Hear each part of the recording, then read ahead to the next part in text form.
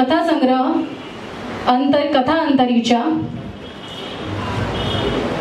मुंबई आणि सिंधुदुर्ग नगरीच्या पार्श्वभूमीवर घडलेले विविध कथा या कथा संग्रहात समाविष्ट असत। दुसरे लेखक असत देवगडचे बाबू घाडीगावकर यांचा काव्यसंग्रह जो असा त्याचं नाव असा बाबा।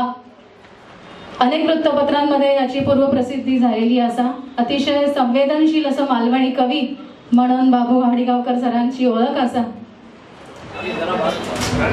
आणि तिसऱ्या मान्यवर लेखिका असत त्यांची 12 मालवणी प्रवास वर्णना प्रसिद्ध असत। प्रसिद्धी नाही लिहित परंतु लिहून तयार असत। श्रीमती गुलाब नार्वेकर, ऑस्ट्रेलिया माझा लहानपणीचा स्वप्न।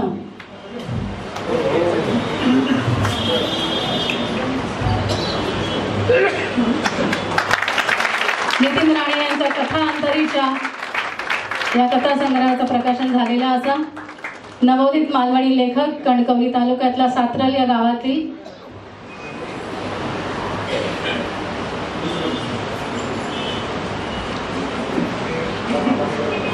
कवी बाबू घाडीगावकर देवगड मालवणीतून लिहिलेले असत। त्यांच्यासाठी पण जोरदार टाळ्या वाजवूयात। बाबा नावाचा त्यांचा कविता संग्रह जो आता अतिशय संवेदनशील अशा कवितांचा अंतर्भाव या कविता संग्रहात असा।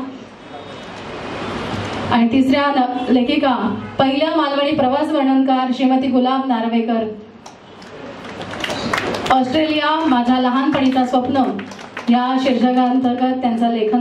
प्रश्न असा की आभार कोणाचे? महापौर पण आमचेच, भोगले साहेब घरचे, नाना गवाणकर घरातले, तुम्ही सगळे आमचे भाऊबंद। तरी पण सभेचं संकेत म्हणून आभार प्रदर्शनाचा कार्यक्रमासाठी मी आता उभा असेल।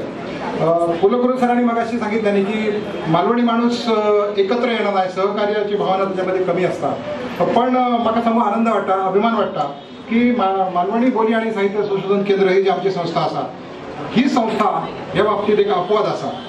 मालवणी 12-5 एकत्र येणं कठीण, त्यांचे ते सामील होणच नाही, दिवसचे दिवस कडूचे लागतात।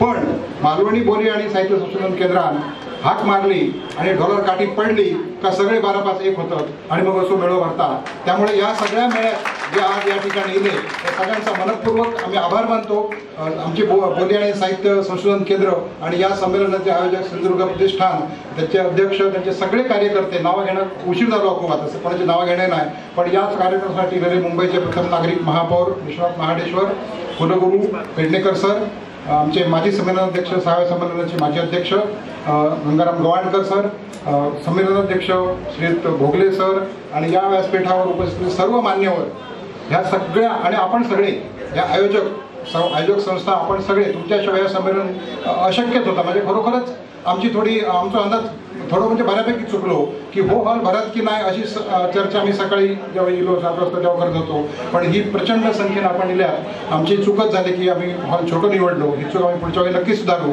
तर तुमच्याशिवाय संमेलन शक्य नव्हता, जास्त वेळ घेणे नाही। मालवणी माणसं ही ताकद बघा, इतके मालवणी माणसं एकत्र येल्यावर AC पण बंद पडले सगळे।